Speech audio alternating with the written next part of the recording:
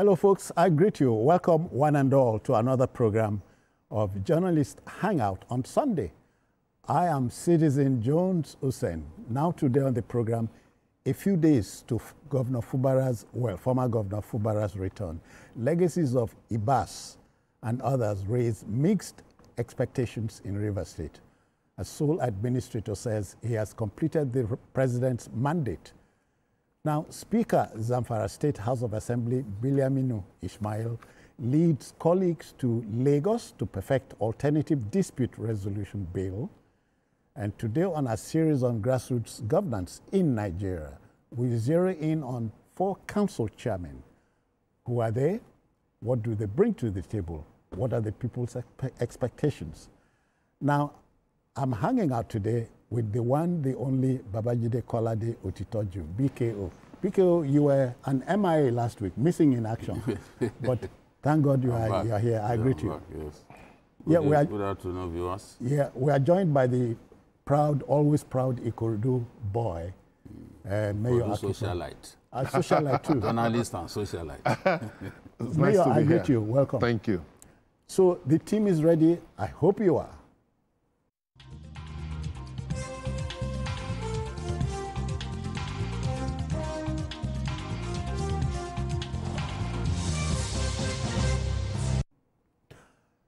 Now let's set sail.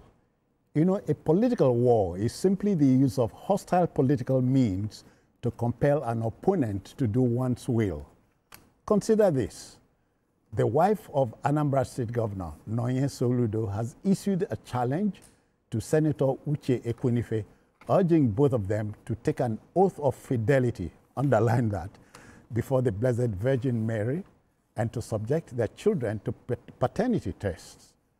The first salvo you want to know was fired by the deputy governorship candidate of the All Progressives Congress APC there, Senator Ekwunife, who claimed that Mrs. Soludo was close to and worked with former Governor Chinwoke Mbadinuju. Mrs. Soludo wants a retraction by the senator within 72 hours or legal action will be instituted. BKO, so sometimes you are wondering if my country, your country, is not tired of things like this. This is a very, very shameful thing. Honestly, with Nigerian politicians, there are no off limits. And we really can't put anything beyond them.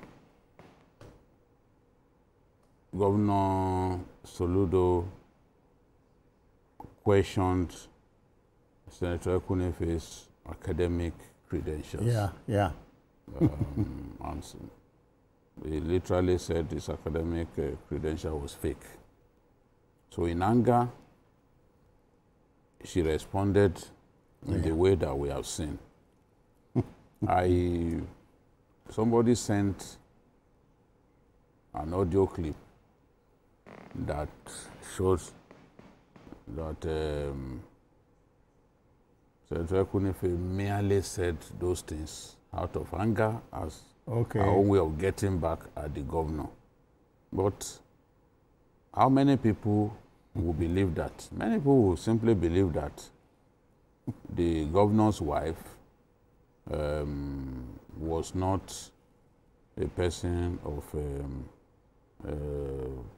high moral rectitude, because that's the impression that she tried to convey.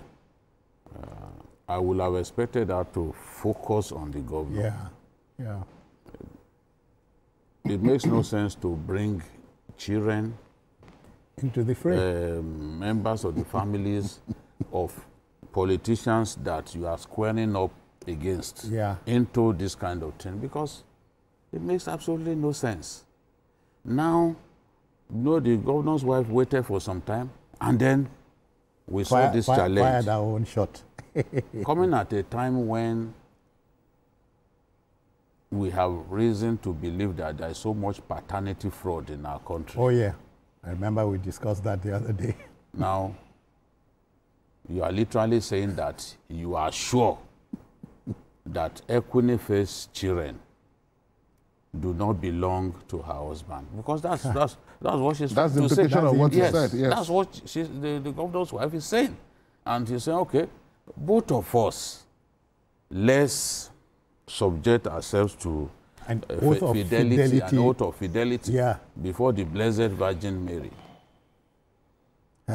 From at this point, I don't know what will happen. Will Senator Ekwunife respond to this challenge? And then what did the governor's wife also say? She said that if after the DNA tests are conducted and she comes out in flying colors, in inverted commas, that she will congratulate her and then and give her a monetary award. I don't think Ekwunife, who had been a big politician for some time, I don't think she needs Mrs. Soludo's money. But this is potentially very embarrassing, because if she also fails to take that challenge, word will go out that, oh, it is because she is not sure. Blah, blah, blah, blah, blah. Especially where the governor's wife is standing on a moral high ground that, look, in 55 years, the only person who has slept with me is my husband. He married me as a virgin. And she wants the world to believe that Ekwunife does not measure up to such high moral standards. So in the coming days, we will know how these two individuals, we know what will happen between these two individuals. But this is not what Nigerians want to see. At this time? Yes. Let campaigns even be focused, because the elections are coming. Let the campaigns be focused on issues. Yes, the Ekwunife attacked the governor, described him as a failure, that the governor has not provided security for lives and property. The governor has failed in all areas of human development index. But going on to question her academic credentials got her so angry, and this is the way she has reacted. Now the anger is spreading, not just between them, but between their supporters. Mayor, you know, the trouble, I like to quote Otto von Bismarck. He said, politics is not an exact science, but sociologists have told us that politics is a behavioral science. You know, in politics, when you say bury the hatchet, they say they don't bury the hatchet with the handle. The handle will be shooting up, but the knife is on, so that they can use it at any time that they want. Let me start by saying that it's most embarrassing that adults who are respected members of the society, one is a former distinguished senator, the other is the first lady of Anambra State, for them to get involved in this kind of embarrassment is unfortunate. Unfortunately, Senator Ekwunife is somebody that has been in politics for a long time. And in the course of being in politics, she has paired with a lot of men in politics. And normally she doesn't pull punches when she's fighting. But she did something to me that is beneath her status as a senator. Because if the governor says that your PhD, what the governor said was that her PhD was not from a university that was recognized. I don't mind whatever you want to say about the governor.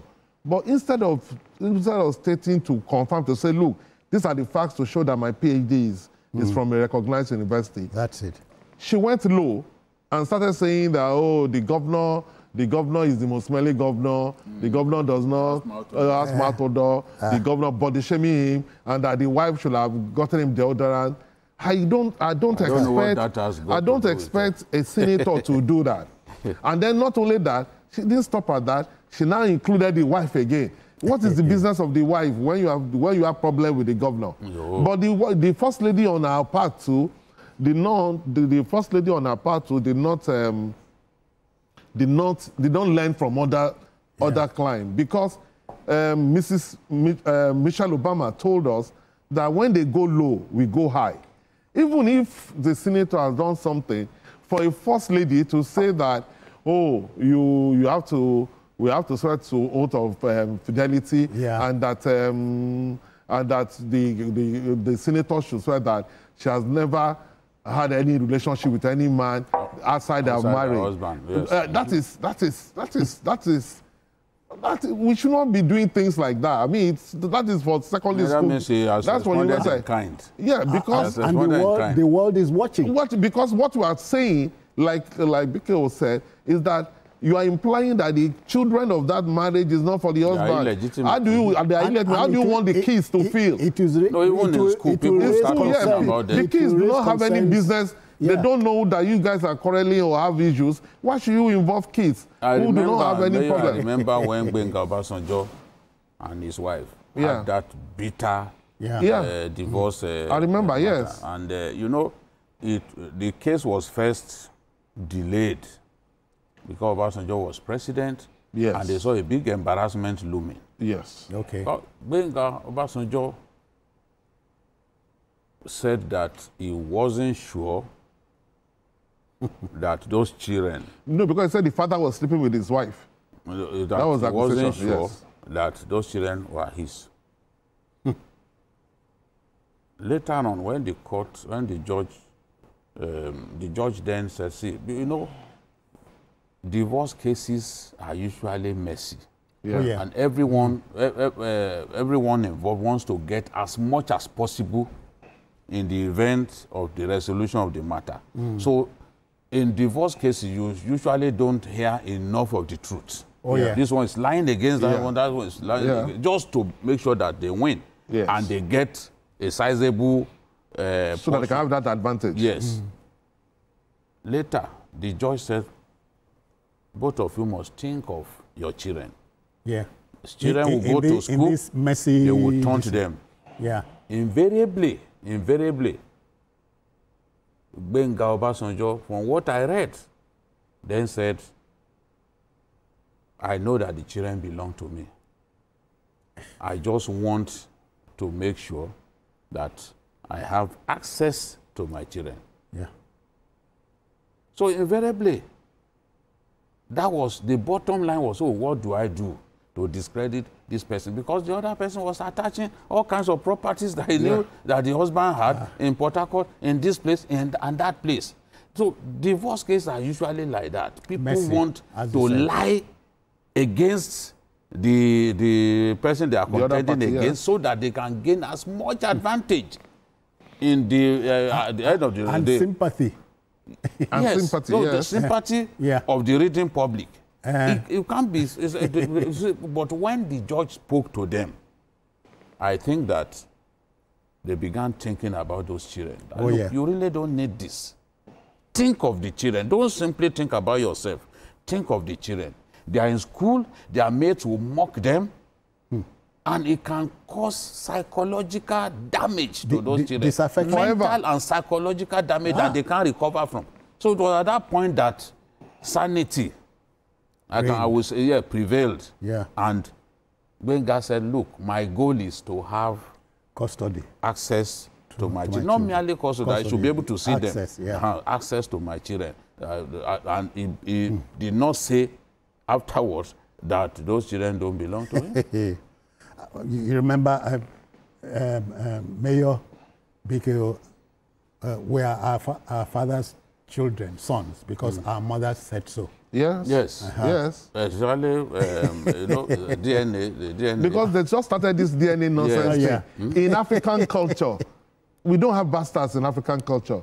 There are several times some mothers will leave their husband, they will go and have kids for other men. They will still return back to that one with those kids. And the man would still train those kids.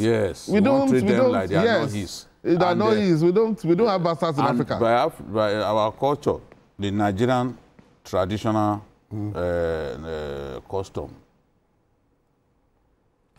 a woman who has kids for you is legitimately your wife. Forever. Yeah. She has every right in that. By our native, by our culture, yes. Our customary law. You are the husband.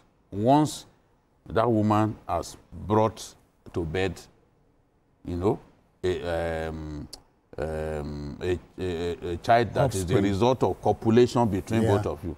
So it's quite different. Even if she leaves, even if she leaves to go and marry someone else, they will still consider as your wife. When they are doing family things, you will come there and play the role of a wife. Yes. Essentially because the man gave names to the children. Yeah. So that's why Tony Ade said that Toba Bimofuni. So the one that gave birth to your child is not a concubine. It's your wife. Okay, so to the two parties, caution is, please, temper, you know, there should be a moderation. Moderate your anger. Yeah, it's possible because the world, as I said a while back, is watching us.